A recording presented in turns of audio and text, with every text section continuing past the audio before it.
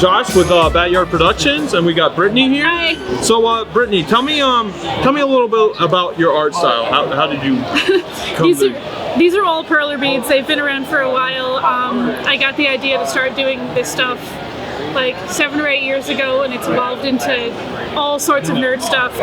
I started out just doing Pokemon, and now it's this. Now it evolved to various different characters. All sorts of everything over the nerd spectrum. Awesome. Which is the best.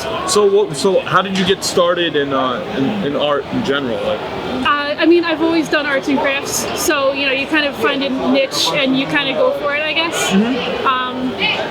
And Pokemon is so ingrained in, I think, all of our childhood at this point. Yeah. That you know, everyone draws Pokemon, and you bring that into other stuff that you do, or you just keep drawing, or you stop.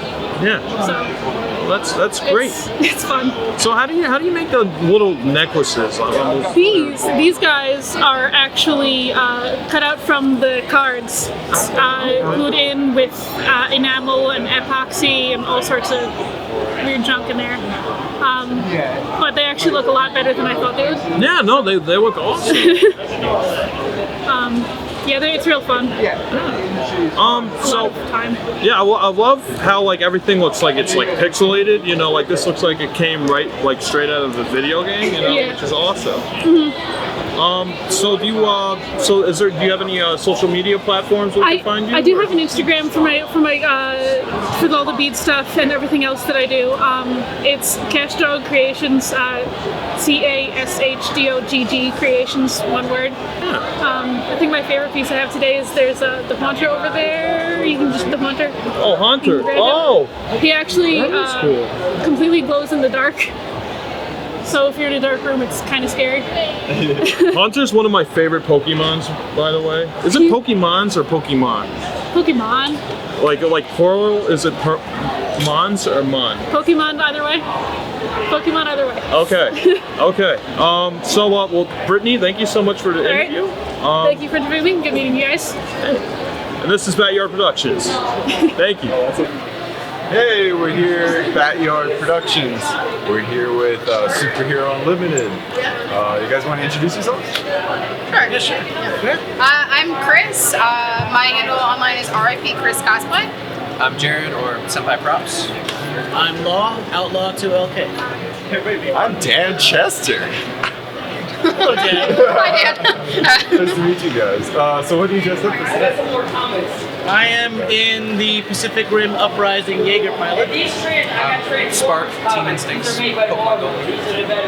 And I am Nell from Bleach. Okay. So you guys are all of you your models and creators of the costumes? Or? I'm a model and creator. Same. I'm only technically a model for the company, but I do create my own costumes. Okay. Awesome. So how did you get into doing cosplays? What were some of your early ones? Halloween. Halloween. Halloween started it for me. Wishing that Halloween was every day. That's always been my favorite holiday. Like it just kind of grew into that, and then just a love of anime and games. Really, just wanting to be that energetic, goofy character. Yeah, right. That's what got me into it. That's the same for you. So. The anime, yes. It was like watching Naruto in 3-part episodes on YouTube and just attaching myself to that screen. And then I think Anime Next was my first convention, and just seeing everyone else in costume, I have to be these people. Like I have to make my own stuff, and I want to be like everyone else dressed up. I want to be one of the cool kids because it was never cool. You know, anime was never cool. And then I went to Anime Next, and it was cool. So what was your first cosplay? That's a tricky one. I would define cosplay because I have done several things. You know, when you buy one prop and you go to the convention and you're like, I'm that character. Sure. Yeah. I mean, what was the first thing you sort of went all out on and introduced yourself as a character? Attack on Titan. I still have all the straps. They are horrifyingly difficult to get into. What about you? My first cosplay was Skull Kid from Majora's Mask, Legend of Zelda. So that was just like a big old foam mask and full outfit and bodysuit and just death and sweat. But it was fun. And what about you? It would have to be Batman. I started off with pieces of toys that I found, costume toys, and put them all together. And you know, because I wasn't happy with. I grew up in the whole plastic and vinyl costume days, you know, and everybody remembers those plastic smocks that you wore as a costume, and I wasn't content with that. So Batman would be my first. But officially, 2006 in New York Comic Con, Cyclops was my first official So as far as temperature-wise, you're really hot, right? It is quite hot in this, but you know, if I stand still, a little bit of a breeze goes a long way. Really cool. And then how are you? Are you comfortable? I'm alright right now, but I'm also like, I have this issue where I swear everything I want to cosplay has leather. So I'm just used to the point of the heat and sweat. Did you choose leather? Like, does the character wear it? The character canonically wears leather, a leather jacket, leather pants, so to keep it, you know, in theme. But also a lot of characters that cosplay seem to be that way too. So Yours seems very cool. I'm feeling a bit breezy right now. This is not my usual gear. Usually I'm in leather too, but it's fine. It's fine. I'm just embracing the wind and the different things coming from different directions. Awesome. So is there anything else you guys want to talk about? Just aside from we just did a panel actually. We were just mentioning how cosplay is for everybody, and especially if you're introverted, you're shy, and if you have a hard time meeting other people, cosplay is really a great way to springboard into meeting others, because you'll see other people who are into the same things you are right off the bat. I mean, that's one of, you know, great icebreaker. So yeah, I think that was like the big theme that we kept running into, was like the con is just a big icebreaker for everyone. yeah, Sure. And like just meeting other people that you can be excited about the same things with. Just like, that's why we come to conventions. That's why we cosplay. Awesome. So where can we find you guys on the internet? you can find all of us at the Superheroes Unlimited on Facebook or Instagram, or even We have the handle saved on almost every form of social media, but Facebook and Instagram are the two main ones. Welcome to Backyard Productions. We're interviewing Trot Laylee. Leoli, yep. Yeah. It's a play off of the art term Trump Leoli. So what is it that you got going on? So I've got a bunch of custom figurines. They range from My Little Pony to Power Rangers. I've got Leaping Angel from Doctor Who. I've even got some Last Unicorn, merchandise, some Sailor Moon stuff. I do a bunch of different styles and stuff. I've got Pokemon.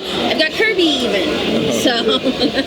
So how did you get into being raised, or your influences as a kid? So I always did art as a kid. I didn't really have a style. I've always been, I guess you could say, a bit of a copyist in a way. I guess in that own sense, I have my own style, in that I try to make some things look unique. I try to vary it, but at the same time try to still make it look recognizable. In terms of getting into figurines, that one happened to be a bit of a happy accident. I started getting into the new series of My Little Pony, and one of my friends actually was like, so why don't you try and do sculpting, try and make your own customs, things like that. And I started out, my first customs were not the greatest, and it just kind of evolved from there, and here I am about 5 years later. So you said a big part of what you do is My Little Pony. How did you get started on that?